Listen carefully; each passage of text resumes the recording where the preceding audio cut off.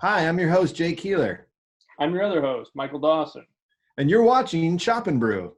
Chop and brew, chop, chop and brew. Chop and Brew with Chip! And I'm Chip. Welcome. Oh, Topical. Chip, you invited us for the Zoom meeting. We're going to talk about business? Yeah, we're going to talk about business because it's business time. Yeah. Well, everybody, this is Chip Walton, Jay Keeler, Michael Dawson. We've gathered for a very important discussion.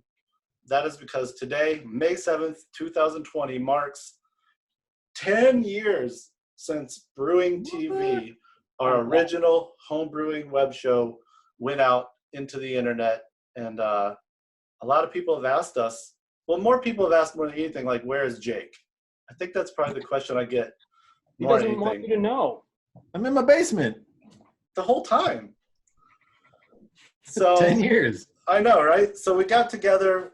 We're going to talk a little bit about Brewing TV for the old schoolers.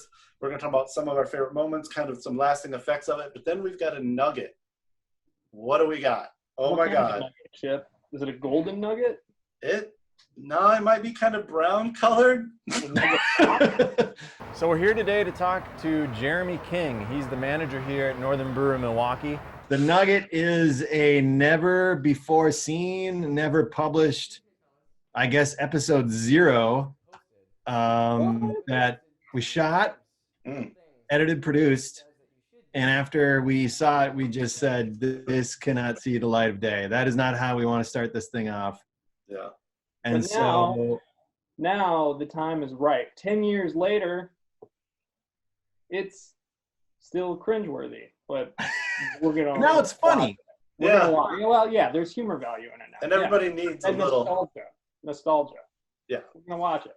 So we're gonna chat. We're gonna drink a beer or two. We're gonna look back down memory lane, and then we're gonna drop a brown nugget on y'all. Chop the chop. Wait, do we say all for brew? Oh, yeah. Brew for all. Brew for all. Chop for chop. And brew for brew. All for brew. all for brew, all for chop, all for chop, and brew chip for all. Chop for all. We're kind of rusty.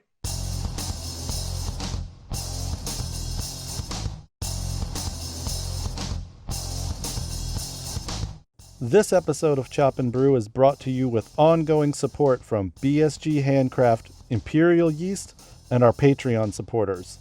And a very big shout out to Northern Brewer Homebrew Supply for allowing us to use the footage of the Brewing TV lost episode at the very end of this video.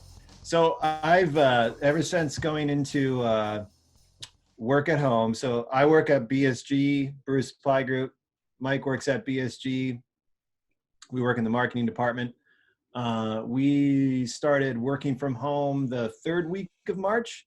So I think we're into the 8th week now. We count. So yeah, so it's a whole new routine working, and everybody's working from home. It's just and I don't know why, but it just seemed like this there was something kind of like reassuring to go back to the Brewing TV episodes. I don't think I'd watched a lot of that stuff for a long time.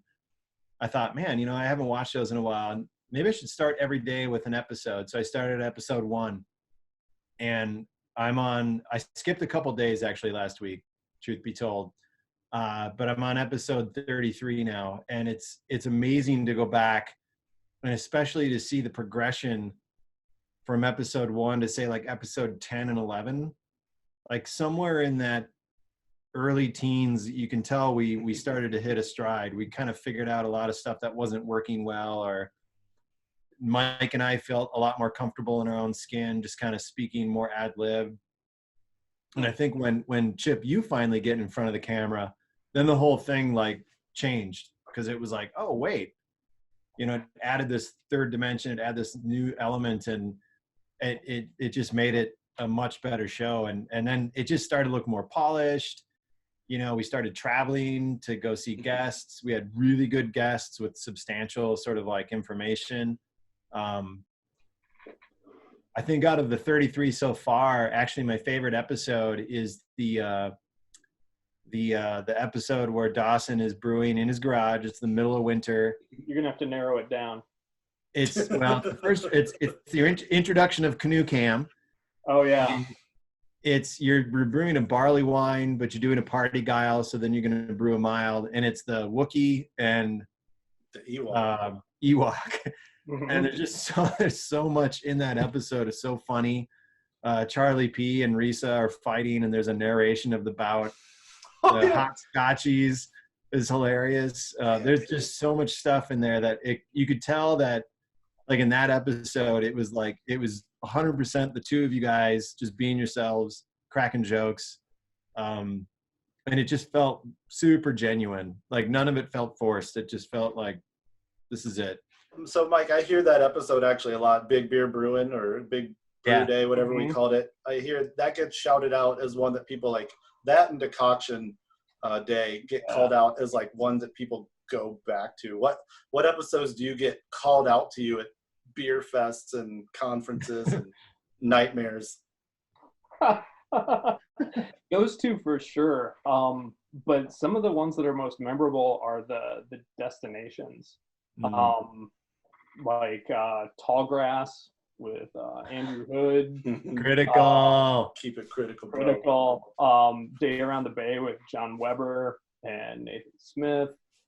The trip to Portland where we got to have a beer with Fred Eckhart. That was pretty Yeah. rad.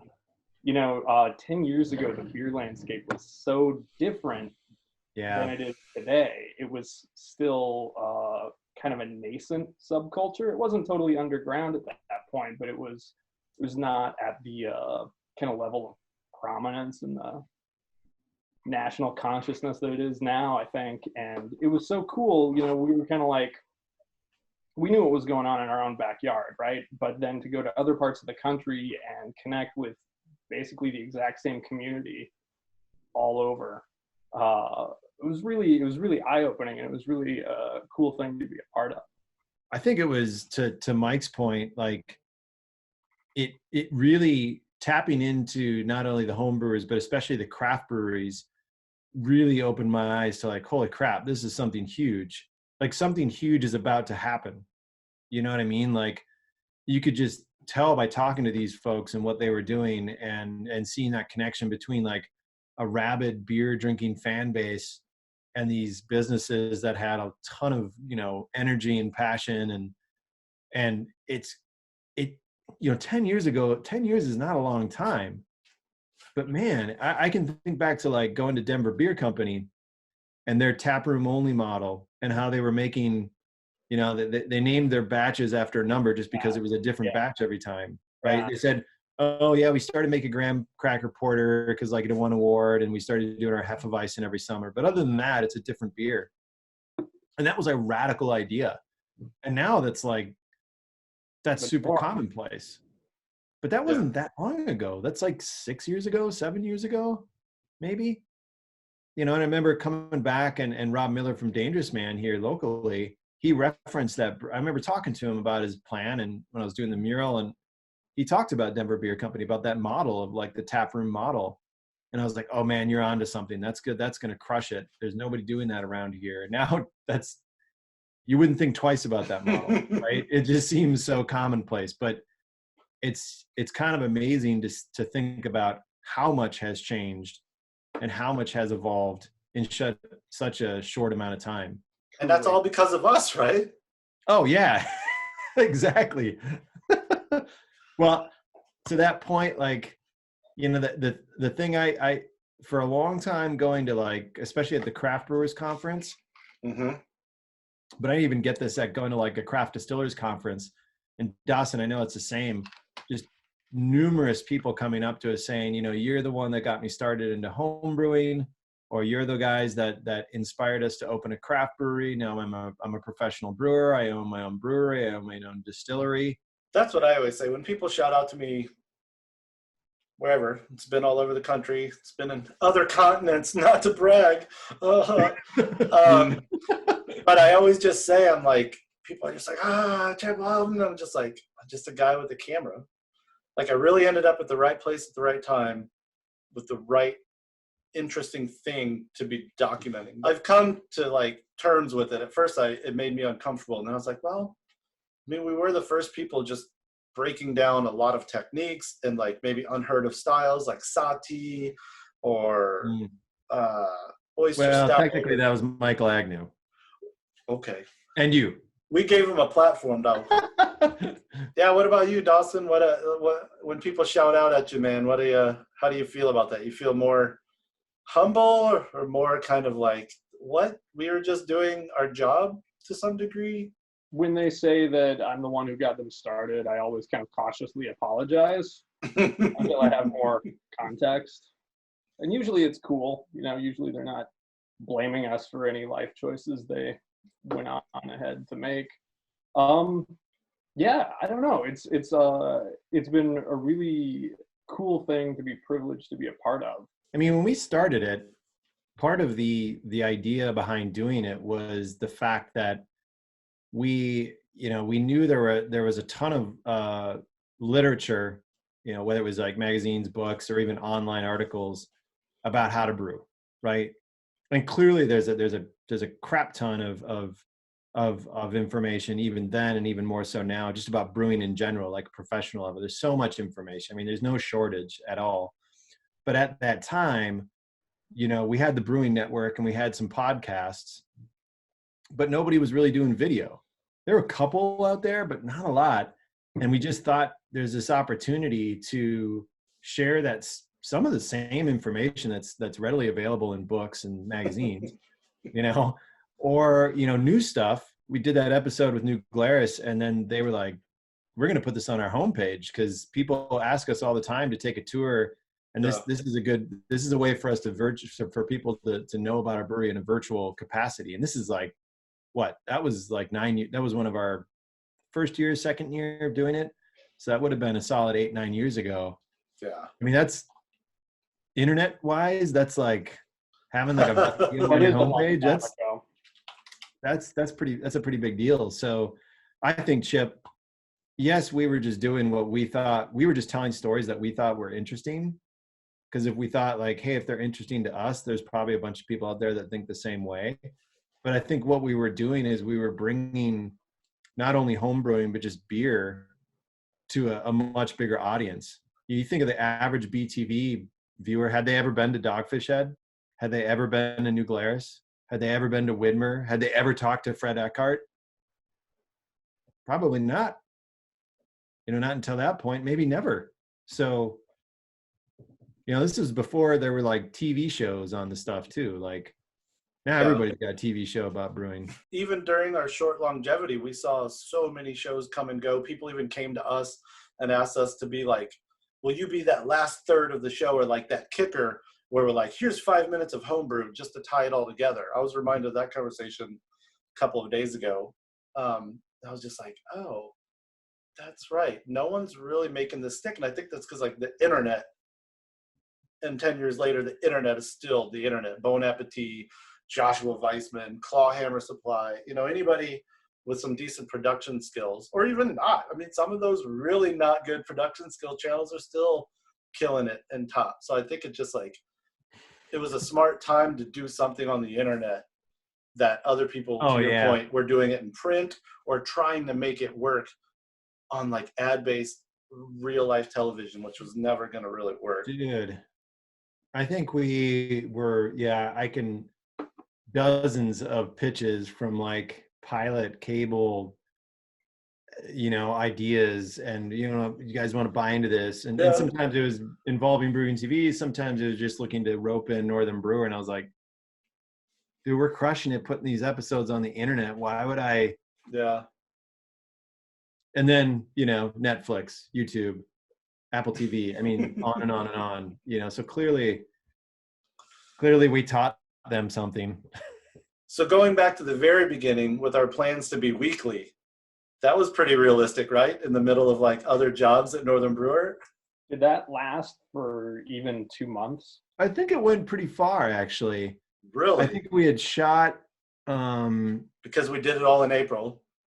Yeah, I think we had done like 6 episodes in a row to begin with. And then we chunked out those trips you know, and got like 2 to 3 episodes out of every trip. And we'd built the bank. And then at just some point, it just became, I'm sure what, I can't remember exactly, but I'm sure it butted up against like NHC probably. NHC or the, you know, the Christmas order season or a catalog project or, you know, something. And we were just like, this just can't happen. There is a lot of episodes where I think there's like 3 episodes in the first 30 where Dawson's like, Jake is away on doing something. You know? That's about right. I think we ran into that pretty quickly where it was impossible to get the 3 of us together that often, you know. But then I think we spaced out the episodes and we just went to like a shoot them when we shoot them and release them when we release them. And fans were totally fine with that, which is great. Yeah. And then we realized we have 3 people that can host an episode. So, the California Dreamin', that's a pretty funny episode too. Oh yeah. Is that in the first 35? You've seen that one? Yeah. See, I always feel like that was late. I always feel like that was way late, and then that's what made me convinced that I could do Chop and Brew. But I guess you're probably right. When I think about it, there's a certain point where all of a sudden it's like all 3 of us on camera talking about a beer, or all 3 of us, way more camera being turned around. And I wonder, it'd be great to go. I probably have a journal from that time, like a composition book, like what happened, what perfect storm was like, Jake's gone, Mike's sick, or Mike's gone and Jake's sick, and Chip, you need to, because we can't wait 3 weeks because the internet can't wait. Yeah.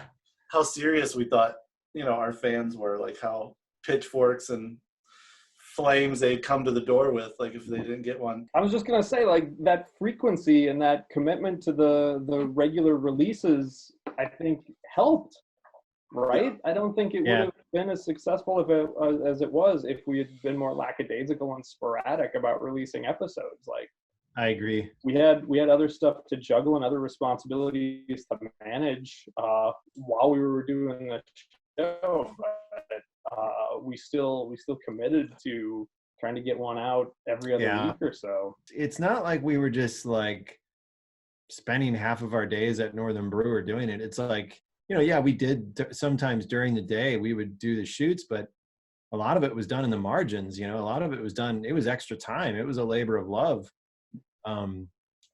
Just to do the shoots now, you know, and then that's the other thing too. I think people realize that like the amount of time that, you know, setting up a shoot could take a lot of time.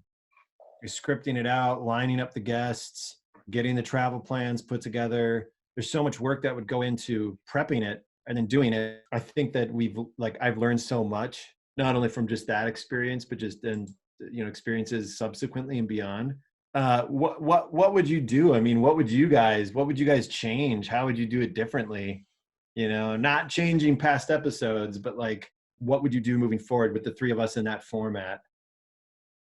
I would do even less how-to than we did before, because I think the secret sauce and what still makes it appealing to viewers today, although maybe not after you see the lost episode,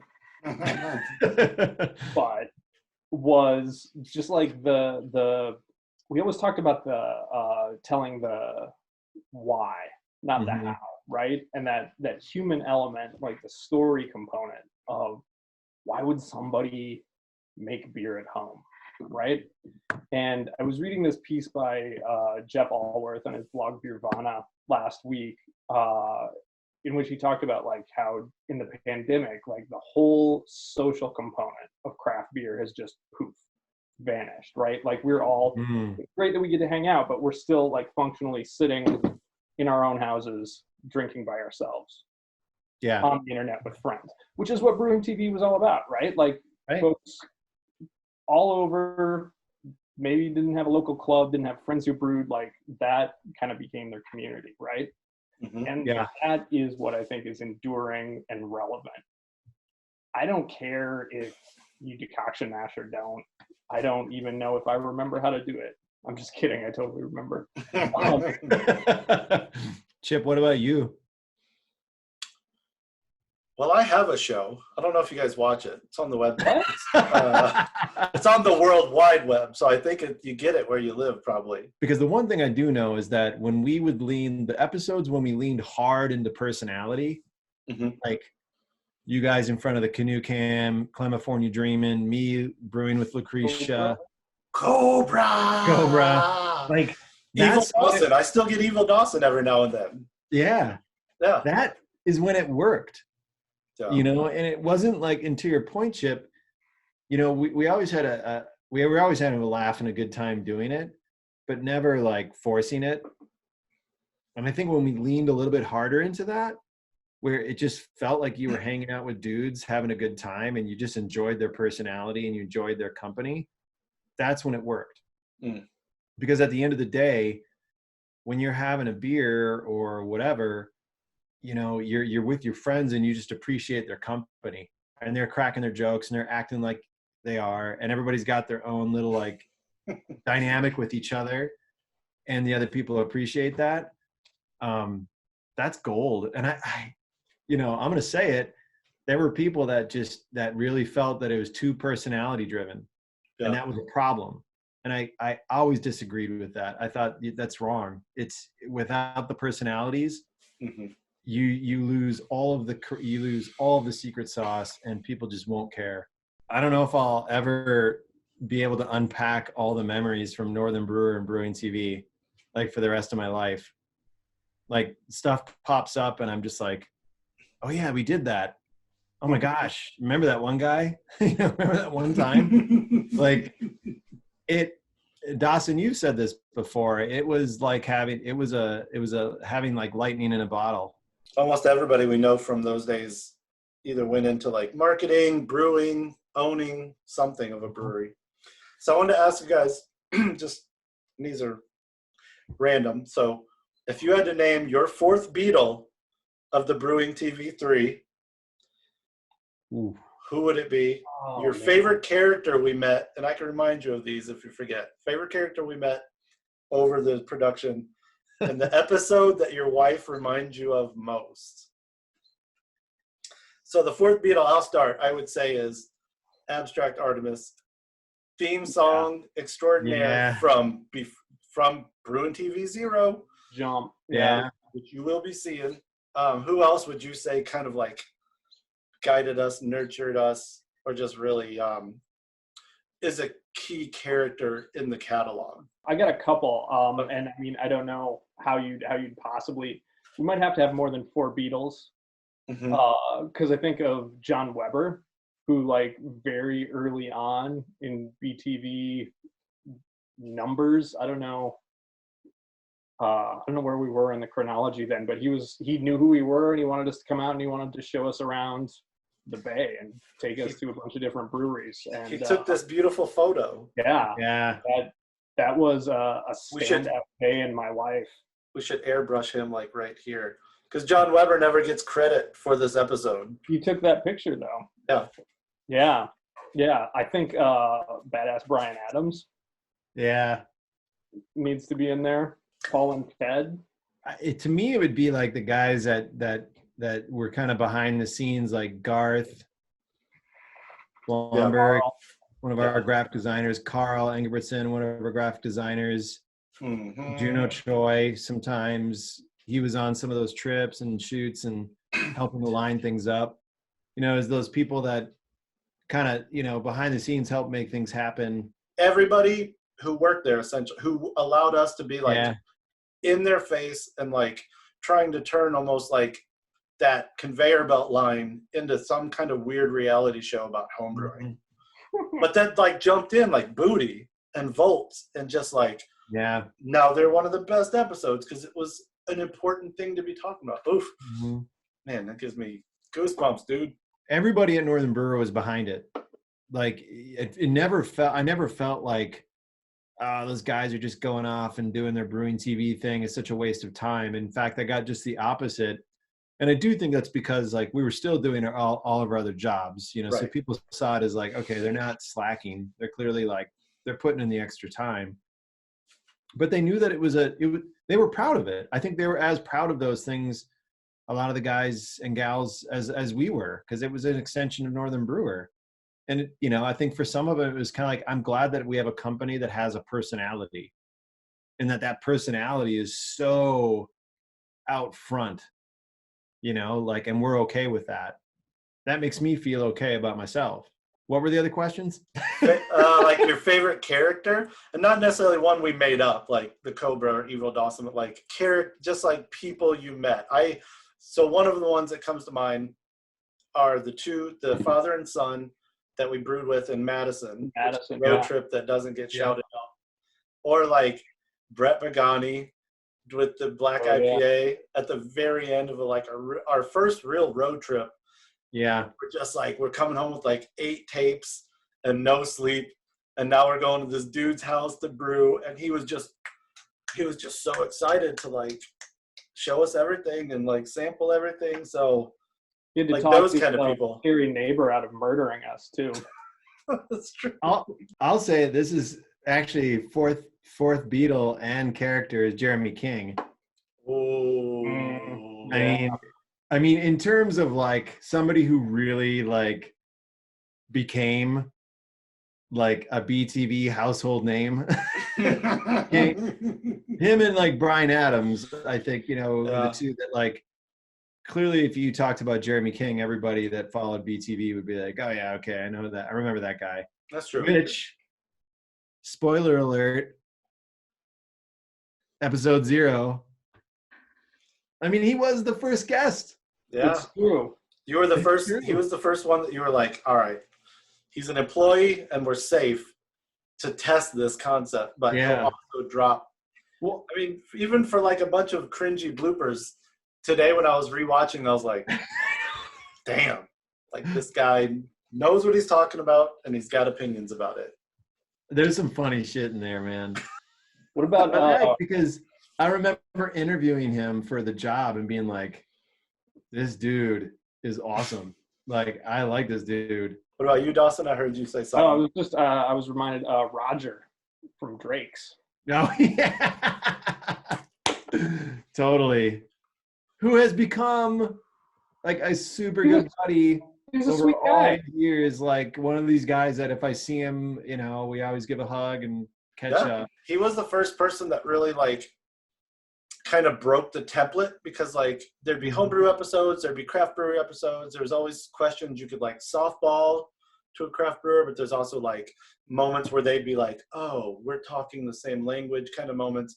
But he was one that, and I think the video shows that are definitely the blooper reels, where I was just like, this is where I learned I might have learned a good lesson today, to just shut up and keep rolling. And just, I remember you, Chip, just being like, oh, this fucking guy, he won't fucking, just stressing out, and Dawson is just getting insulted at every turn, every question he asks. And I think it was the moment that Dawson took like all of Roger's medals and put them on, that Roger finally was like, oh, you're cool. and then I bit one of them. I was like, yeah, he was like, all right, these guys are cool. They're giving me shit back. All right, we're cool. What's the episode your wife most often reminds you of? Not like reminds you of, but like brings up. Yeah. The Surly Cobra. Oh yeah. Just because I to this day I still, out wherever and the Cobra. And then somehow my soccer club, they saw episodes and they were totally like, and so that's my nickname. And it was funny because like one dude didn't know the backstory until I reposted that episode the other day on Facebook. And he was like, oh, that's what that's about. Funny. I would have thought it would have been the one where we made her brew all day with a migraine. Anyone that involved other people coming over to my house and drinking beer and being noisy, which was a lot of them. Many of them. It was more of them than not, I would say. Yeah. So at the Wookiee and Ewok, the Coction, there were a bunch. None more cask. The one where we got Keeler all tweaked, dropping shots of espresso into a oatmeal stout. How about you, Chip? How about me? What? Oh shit! For the Do I have to answer episode. my own question? And this sounds like fanboy because he's my former boss, but Mark Stutrud, just even though he would eventually become my boss and someone I text regularly, Yeah. when we went there, I was reminded of like what the upper Midwest can be, because I came up here from Austin, was very frustrated kind of by like the very close knit nature. But we went there, and that guy, he was constantly bringing me into the joke when I could easily be the guy that's like, I'm just here with these guys. You know, he was so fun and big personality. I gotta share this. This lives on my my computer. Oh, I've had it taped to my computer for like, seriously, for like 10 years. is that from It's Northern just an Brewer email days? from Mark. Yeah. It says all the best with this bullshit. And keep in touch. A lot of the characters are more like what happened, like, you know, we'd go to these places, we'd hang out for a little while, and we'd meet people, and it wasn't necessarily part of the episode, but just like so many, even if they didn't know about the show, it may be better if they didn't know, because then they were just like homebrewers hanging out with homebrewers from another part of the country that they got to kind of like hang out with and rap with and get goofy with. What's the funniest moment? Like, if you could think, like, what's the first thing that pops into your mind when, like, that was absolutely hilarious? That was like, beat everything. I got one. All right. Going into Denver, we got this plan. We're gonna go do an episode with the Brewers Association, and we were there in March, I think, and Yeah. February. Yeah, it was late winter, and like the night before we're supposed to drive up to Boulder, Denver gets like legit 2 feet of snow. Yeah. And so we have like a day in Denver where everything's shut down because it's just like drifted shut, and we're slewing around the streets in our rental car. We went to Denver Beer Company, and the lemons we made out of the lemons was getting some juice from the convenience store across the street from the hotel in Colfax and recording one of our greatest jingles of all time. Well, we should do at least a toss to this lost episode real quick. Mm-hmm.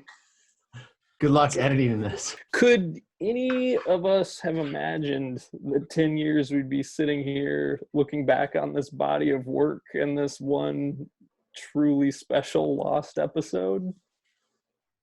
I predicted it. So if you've managed to hang out with these three guys for 10 years and a few hours, we have a treat for you. I can't believe we're about to put this out into the World Wide Web. This is the lost episode of Brewing TV, a little glimpse into what might have been, but never was, starring Jake the Jerk and Mike the Nerd.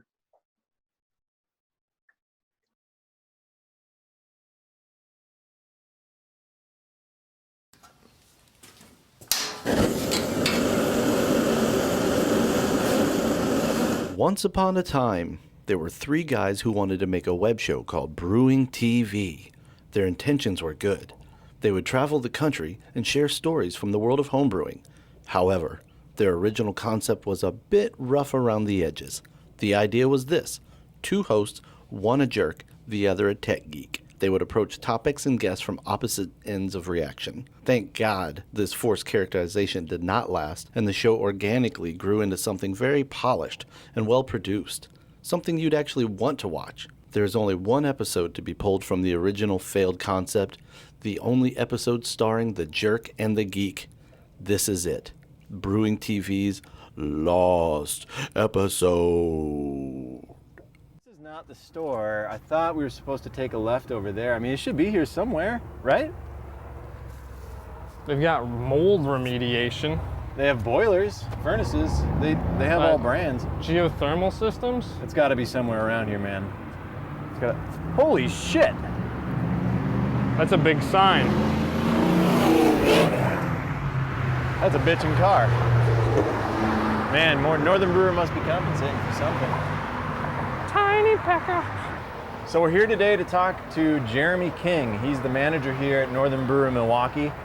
He knows a lot about brewing, knows a lot about yeast, has a lot of opinions about what to do and what not to do, and some of the myths in home brewing. What are you looking forward to? He's got a biochemistry background, so he's definitely got some chops. I hope he talks about Vorloff. I hope he talks about open fermentation. And I hope he talks about a bunch of weird stuff with yeast. Yeah, weird stuff with yeast. That'd be nice. Open, Dawson. Just open.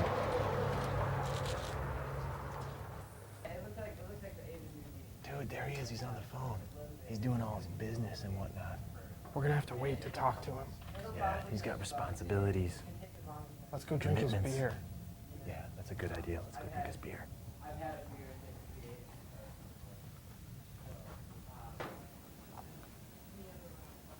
Yeah, so what you're about to do is actually bring up your kettle to a boil. Okay.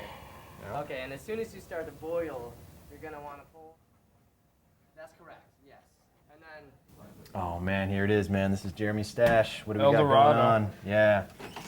We got a wit beer, Weizenbach, Master of the Universe. What's that? A He-Man. Rybach, Palisade Pale Ale. More like Shira, Yeah. Weizenbach. Weizenbach. I'm going for the wit beer. I'm filling this glass all the way. I'm gonna drink responsibly. Oh. I guess you're ready to talk now, Jeremy. So we're here in the basement of Northern Brewer Milwaukee, which, by the way, is pretty impressive that you have this much storage. And we came here, man, to talk to you, to rap to you about being a home brewer and what it means to you. Well, I've been doing it for about 10 years, so I have a vast array of experiences. And let's chat. All right. I think Dawson had a question. So Milwaukee is known for its mass murderers. What percentage or crossover would you say there is between that demographic and Northern Brewer customers? I'm sure there's a certain percentage that definitely overlaps. And I just try not to think about it. Hold on, cut. Let's try doing it a little more informal. Let's try All right. just more conversationally. That felt a little too. I I wasn't prepared. And the homebrewing community here in Milwaukee is actually very healthy and into their beer. Like, this is a group that just flat loves beer. Yeah. And it's quite a blessing to be here to help nourish that. How many deer have you poached out of season since moving to Wisconsin?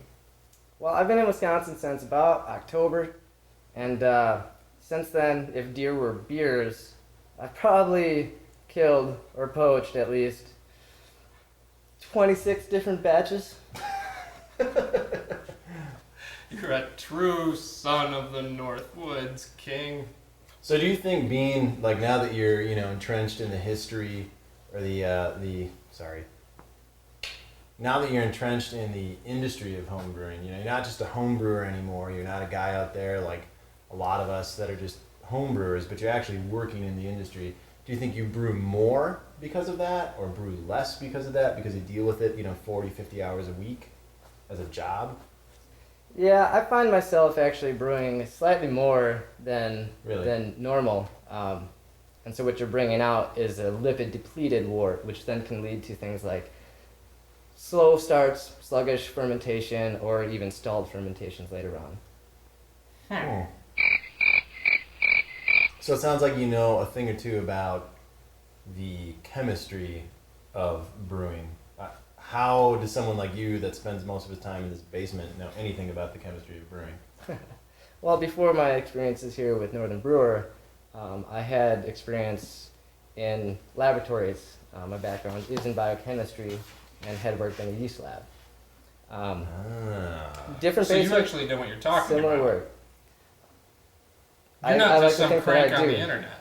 No, I'm just another crank with some knowledge to back my statements. The problem there is that there's another compound called free amino nitrogen, or FAN. What? This is what yeast use to build things like DNA. Ah. And so when the yeast are initially replicating during their lag phase, they're consuming all this free amino nitrogen. By rehydrating water, you're taking your yeast that have some free amino nitrogen inside of them and putting them into a medium that has zero fan in it. And so that essentially draws that free amino nitrogen out through the membranes into the water. And now when you pitch into your wort, you have starved yeast to begin with. Wow, that is much more than I ever consider when I'm pitching dry yeast. I mean, I don't rehydrate my yeast because I'm lazy. I just have never seen the point of gotten good fermentation just pitching the dry yeast. But now I have a reason. Now I have validation. A scientist told me so. Feels good. Yeah, he used big words. Big words. Mm-hmm. Mm-hmm. Yeah, something about a chameleon and phenomenons and stuff. Right. I like Frio something. fan. Free amino nitrogen. Free amino nitrogen. Free Pretend- amino nitrogen. Free amino Indeed. nitrogen. There was a serial killer. It's Wisconsin. Jeffy Dahmer. I've mass murdered yeast for years. Oh, dude. Damn. You wrote something that I read recently about Vorloff. Could you expound on that some more for the good folks at home, please? Sure.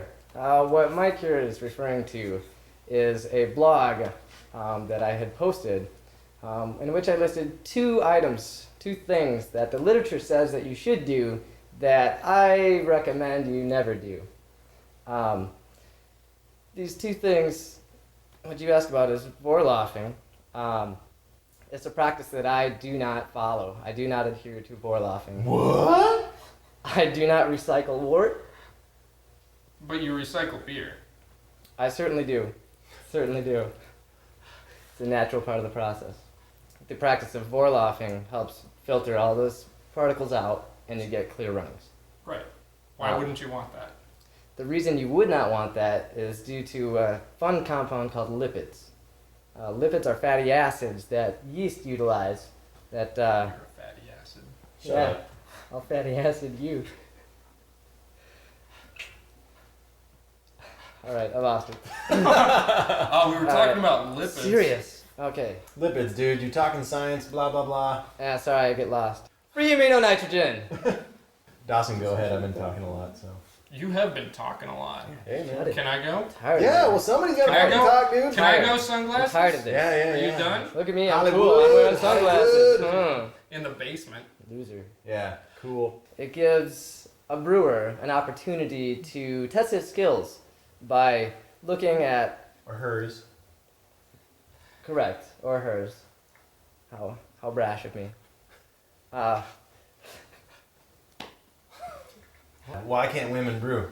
Huh? Women can brew and traditionally have brewed. Yeah. There's a style called mild that is well known for being brewed by women for women, and it's a style that I love. I love my milds, and I do love women. Beer competitions. Good thing? Bad thing. Yes, indeed. I'll tell you guys, I do not relax while making a homebrew. I worry about that. You worry about that? I worry about that. Relax. Don't worry. Have a Have a homebrew. homebrew. Update that for the 21st century. Get your hands dirty. Get in there. Play with your beer. Wash off the patchouli. That's right. I don't like that stink. Stress out. I like fruity esters. Stress out. Get dirty. Have a homebrew. Always have a homebrew. Excuse me. Yeah. Amen to that, brother. Or sister. Or sister. Let's revise it for Alright. the 21st century and say stress out, sanitize everything, have a homebrew. Yeah, it's just like anything else. Like if you were in art or you're a musician, you wouldn't be like, hey man, just play some drums, man. Just like get out there and play. It's cool. It's like, but you want to be better at it, right? I mean, you want to take it serious. You want to get into it, dive into it. You know, but it's all subjective. It's all for the self. I wake up and I sleep with books on yeast next to my pillow. And George Fix is on the other side. George Fix himself, or Well, that'd be a little bit creepy. we're doing okay? How we doing? How you doing? How's it feel? Good. Feels good. It's a lot, but I tend to believe as we get to talking to people we don't know as well, we won't have sessions like this. So Yeah. we have 14 tapes, so it's good. It's got moments where it gets where what I think you're looking for. What do you think, Dawson? All right.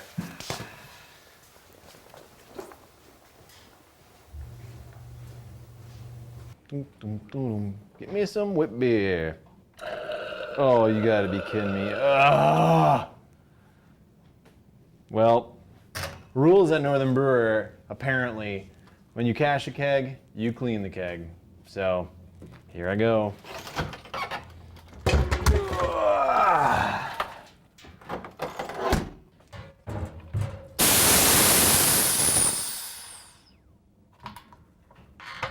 Blowing a lot of hot air like Dawson.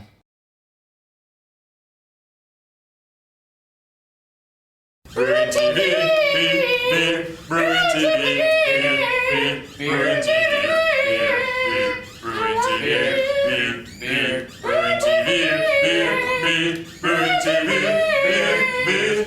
TV, Brewing TV, Brewing TV.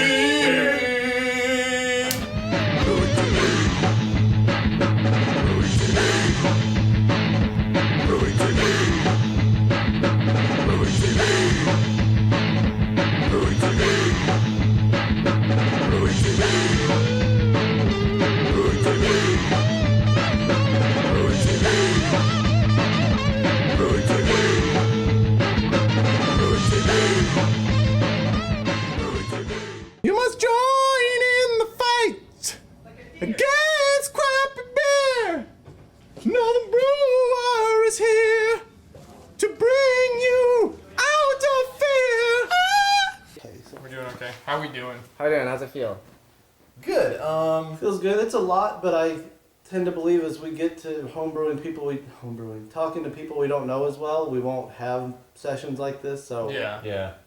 we have 14 tapes, so it's good. It's got moments where it gets where what I think you're looking for. Embrace the words, make it work. Chip is a camera guy. He's gonna edit this down. Dan, your tape on wheels? To be honest, after that episode 0, I was a little afraid that like this was not going to work.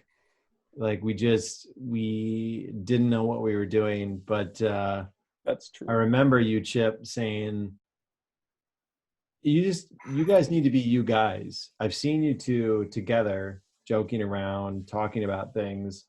That's what we need to capture. So stop trying to be in character. Stop trying to be someone you're not, and just be yourselves. And talk about this just like you would with the rest of us here at Northern Brewer and home brewers, and we'll be good. And from there, we were perfectly fine. That was sort of so it's kind of like, I suppose we had to break one egg to make the omelet. You know. It was a small Thanks, omelet. Jeremy King. You were the egg. So we've seen the lost episode. We've talked a lot of talk. Is there anything else you guys want to say about the experience that was BTV? It's been a privilege to know and work with you guys. Maybe we can do it again sometime. Yeah, I like this. The three of us hanging out, chatting. It's nice. It is nice. Let's do it again. Chat As long for as- chat. Chat for chat. Brew for brew. Ooh. I don't know. We got to workshop that. Let us know your favorite episode, your favorite moment, your favorite recipe, your favorite side character from Brewing TV. Give a shout out to the OG BTV3. They're down here, I think, or maybe down here, depending how Zoom does this. I appreciate y'all. We showed up on a Monday, man.